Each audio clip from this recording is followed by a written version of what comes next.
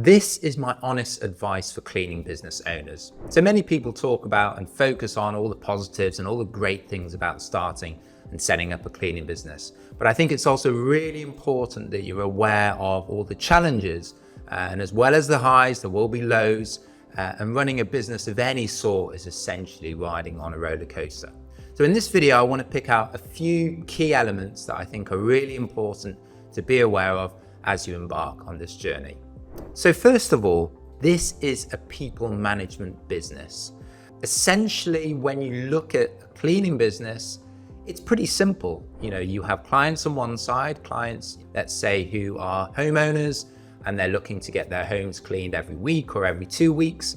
And then on the other side, you'll have your cleaners, your cleaning staff. Those are the people that are obviously going in to clean those client homes. And you as the business owner are often sat in the middle, connecting the clients and the cleaners together. You are obviously dealing with other things like marketing, like software and running all your phones and inbox and all those types of things. But essentially, what will determine whether you have success or not is your ability to manage people. People being the clients on one side and then the cleaners on the other side.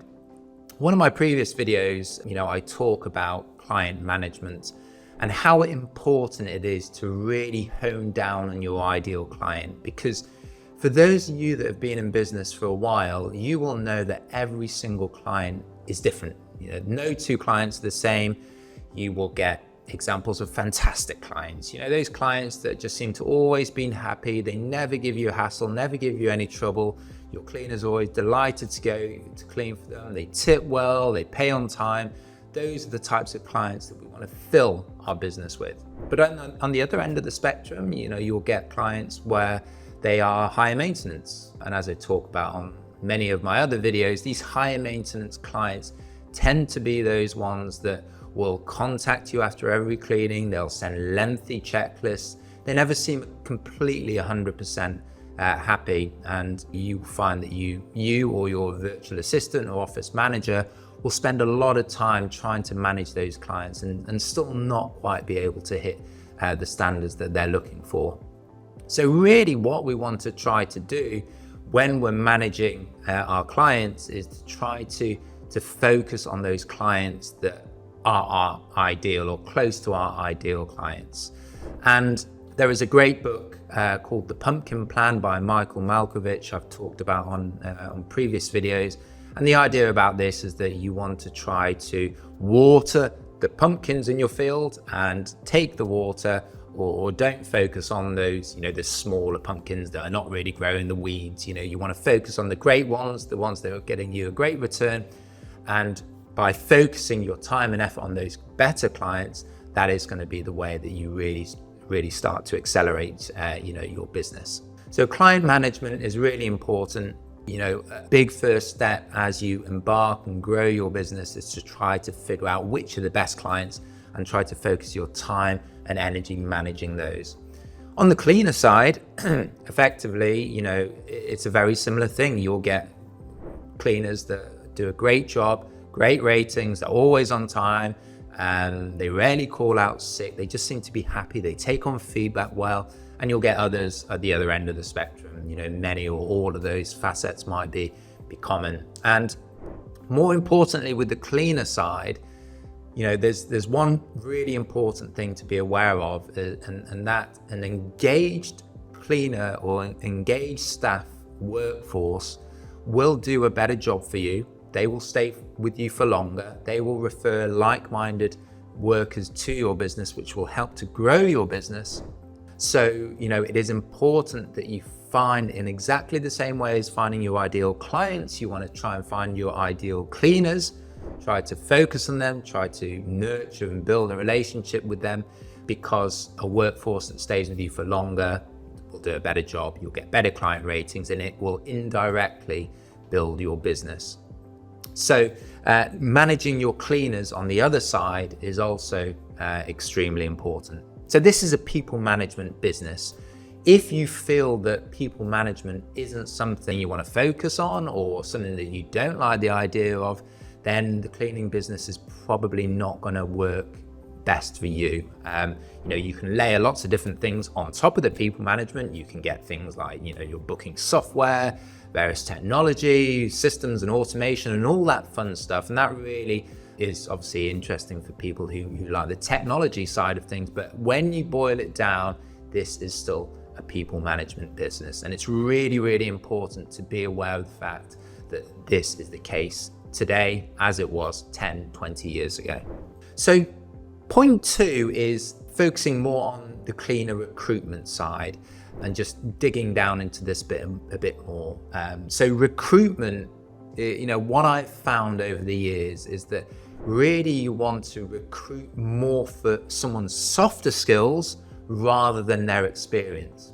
What do I mean by this? So I remember, the very first cleaner that I hired, or one of the first cleaners that I hired, I was going through CVs and I had an idea about how I wanted to set up the business. I really wanted to take the 5-star hotel experience into the home. So all the things like, how you make up the bed, how you fold the toilet roll, little chocolates, little gifts, all the little touches that you might see in a 5-star hotel. I wanted to bring that into the house cleaning business. So with that in mind, my thought was that I wanted to recruit 2 types of people. So firstly, people with, lots of house cleaning experience. But secondly, I was interested in people that had 5-star hotel experience as well. And I was lucky that I lived in a big city. There were lots of 5-star hotels, so we came across CVs and applicants that had this 5-star hotel experience. So I came across someone who had lots of experience. I think it might have been 5-10 years at one of the leading 5-star hotels in the city, and I was delighted. I thought, bang, this is exactly the type of person we want to hire. We hired that person, and what we found was that even though there were no issues around the quality of that person's cleaning, they knew what products to use, they knew what equipment to use, there was never any bad feedback about, the cleaning itself. The issue with this person was what I would call like on the softer skills side. So they seemed to have, it became pretty evident that they had a bit of an attitude on them, and they always thought that they were right. They didn't take on any negative client feedback. They didn't agree with it.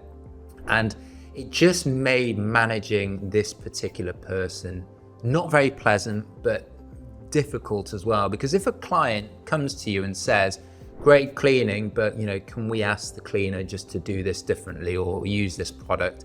And then the cleaner doesn't really agree with that and doesn't really want to change it, then it's quite a difficult conversation with that client, and it makes managing that client relationship more difficult as well. So what I found over the years was that although hiring people with experience is still important because we do use contractors and we obviously can't train them, what I found over the years was that hiring for softer skills rather than the hard skills was more important.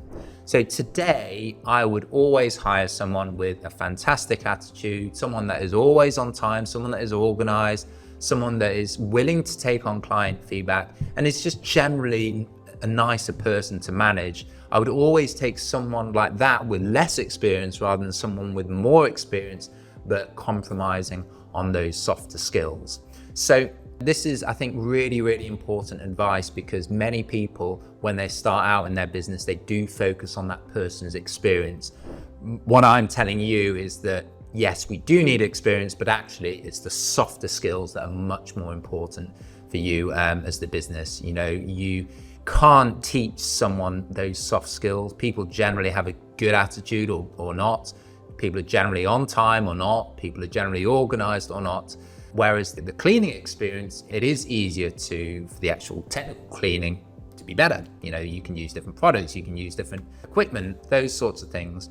Whereas if you hired someone with lots of experience but had a bad attitude, was always late, you can't really teach that person to have a better attitude, for example, or to be on time. What I've found with hiring many, many cleaners over the years is it's far more difficult to change those softer skills. So point 2 is that you want to recruit cleaners based on soft skills rather than the hard skills. Item 3 is then how to deal with high maintenance clients. And as I said at the very beginning of the video, you will find that you get lots of different client types. These high maintenance clients, as I've talked about on many of my other videos, suck up your time and your energy. And really what you want to do is to try to phase them out of the business. Free up that time to spend the time on doing more productive things, spending more time with your ideal clients, or spending more time with your cleaners, for example. Often what you find is that with these higher maintenance clients, they never seem to be 100% happy. You also run the risk of having feedback or snapping. I remember many times, you'll have particular clients that are always complaining. There's always like little things that they want changing, and we're obviously very accommodating. We want our clients to be happy, but beyond a certain point, obviously it gets excessive. And it is very important when you're managing these types of clients to really not be too reactive. It is very easy to receive an email that is annoying and to send an email back and snap back, or be defensive. And what I found is that when you come across these high maintenance types of clients, just take a bit of time before you respond to an email, before you respond to a message, because it's often quite hard to follow up with an instant reply, and you may or may not regret that reply. But if you give yourself half a day or maybe the next day, then it gives you the breathing room to calm down and then to respond to that client more professionally. And I think that is really, really important, because on a related note as well, you will find that higher maintenance clients tend to be the ones that complain more. There's a couple of things, there are complaints or feedback where it's directed to you internally as the business. So you may get a phone call or an email, and that's fine. But it becomes a far greater problem if that person then goes into the social media world and types up a 1-star review for you on your Google profile, or a 1-star review on your Facebook profile. That can be far more damaging, because obviously, potential clients can see your reviews, and that could impact whether they decide to book service with you or not. So when you see one of these poor reviews, and what you'll find is that you will get bad reviews.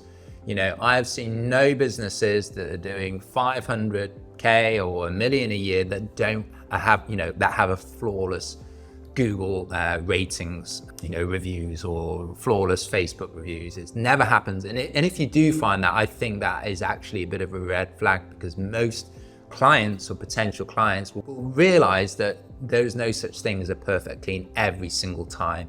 So having the odd bad review isn't necessarily a bad thing, but there is definitely a right and a wrong way to do it. And I see this many times. You'll see a client post a negative review, and straight away what you'll find is the response from the business owner is this lengthy message going into all the minutiae, all the detail, very defensive. And maybe they are right or wrong, but what does a potential client see? They see someone that is, reactive, sends a really long email. They want to know at the end of the day, they realize that bad cleanings will happen. But what they want to know as a potential client is that if something bad happens, will you react to it and deal with that in a professional manner? So blasting off a lengthy emotional response is going to be bad. It will look bad on you. So really try to avoid that, in exactly the same way as if you get a bad or an annoying email from a client. Take a bit of time before you respond to that.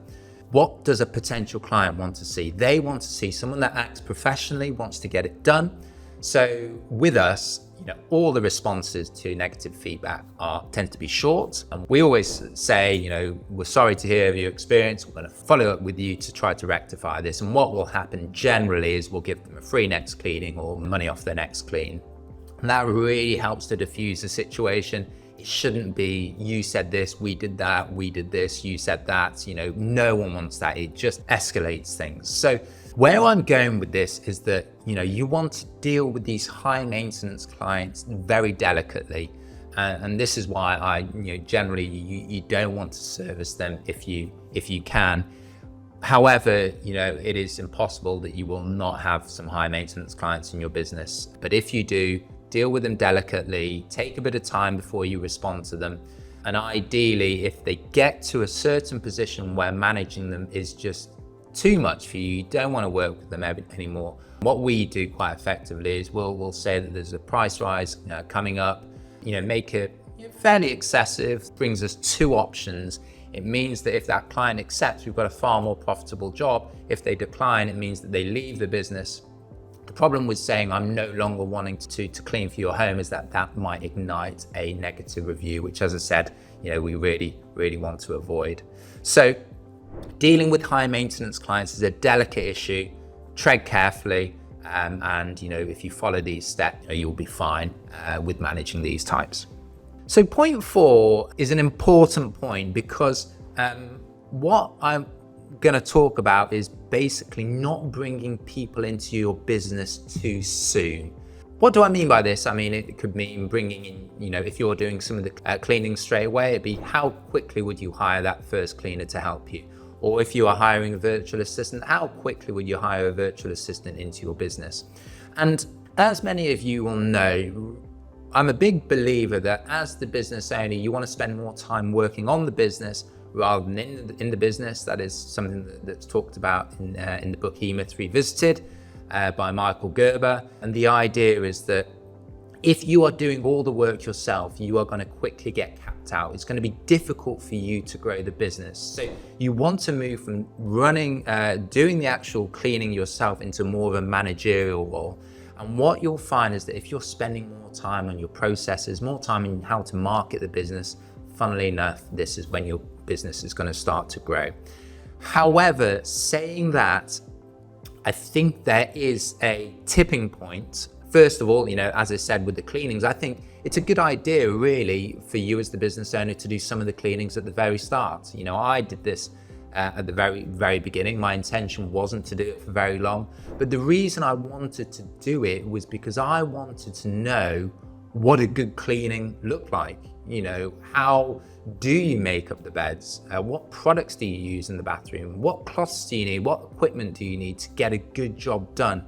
And I think this is really important because when you're hiring new cleaners, and if you're putting them through, say, something like a test cleaning, or maybe you're asking them questions about how do you clean a bathtub or a kitchen worktop, if you have first-hand knowledge of that, information, then it's going to be far more effective for you, far easier for you to identify what, does this cleaner have experience or not experience?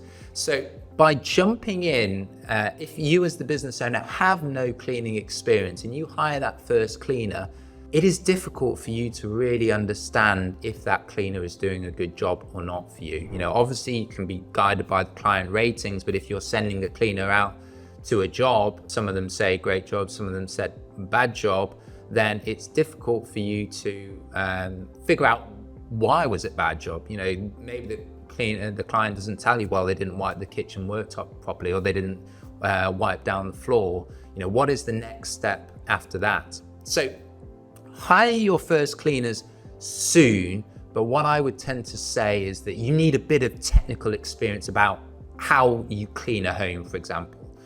Do it yourself, have a look on YouTube. There's some great people out there that talk about, just the basics, and that's all you really need to know.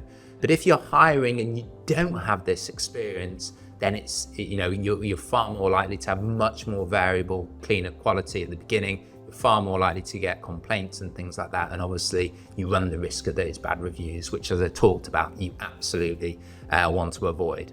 So that's on the cleaner side. On hiring a VA, a virtual assistant. Again, a virtual assistant can help you manage the day-to-day operations of your business. So whether they're taking calls from potential clients, or scheduling cleanings in the cleaner's calendar, or responding to client emails, a virtual assistant can do all of those things. And getting a virtual assistant to run the business operations for you can work out really well for you as the business owner, because if the VA is running operations, you have a team of cleaners doing the cleanings, then really this frees up a huge amount of time for you as the business owner. And this can be a great position to get into if you get all your job pricing right and you're not overpaying or over expensing for anything. This can get you a nice income for relatively little time put in. So the hiring the VA part is really, really important. But in reality, this is a far more important hire than any cleaners that will bring you. Because if you hire a bad cleaner, it's relatively simple to phase them out of your business. If you hire a bad VA, then there's all this training you need to have done up front. To take them out of the business and hire someone else is going to take far more time, far more money. The hiring of the VA is a really, really important step. And generally, I find that people hire VAs too soon. Again, hiring a VA, absolutely something you want to do as a business owner. But the issue is that far too many people that I come across hire that VA too soon. They haven't got their systems and their business nailed down. They think that hiring a VA to manage the cleaning business is going to be a panacea. But the issue is that if you do not have a document or a systems and processes document to be able to hand over to the VA to tell them exactly how to manage all these different systems in your business, they're just going to make it up as they go along. They may think on one day this is one way to deal with a complaint, and on another day they'll deal with it in a different way. So as the business owner, I think it is imperative that you nail down these systems and processes in your business before you hire that VA. I talk about this on a number of my other videos. You basically want to go through, a typical week in your business, noting down all the different tasks and things that you do in the business. You want to categorize them and put that into some sort of Google Doc or Word document. And this ideally should be a step-by-step process of how to deal with anything in your business. So a client complaint comes in. What's the first step? We follow it with the cleaner. What's the second step? Do we decide to give money off for a free cleaning? What's the fourth step? Go back to the client to relay this information. So all the key tasks in your business should have a step-by-step process coming after it. And if you don't have that and you just hire a VA, it's going to be chaos as well. The VA will be going back to you back and forth. How do I deal with that? How do I deal with this? They'll be making some of the stuff up on the way. They'll be, asking you and pestering you for what to do.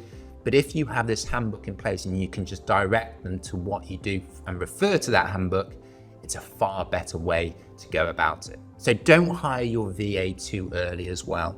And, this is also the case, the final point with marketing. And, I think that the marketing of your business is really, really important as well.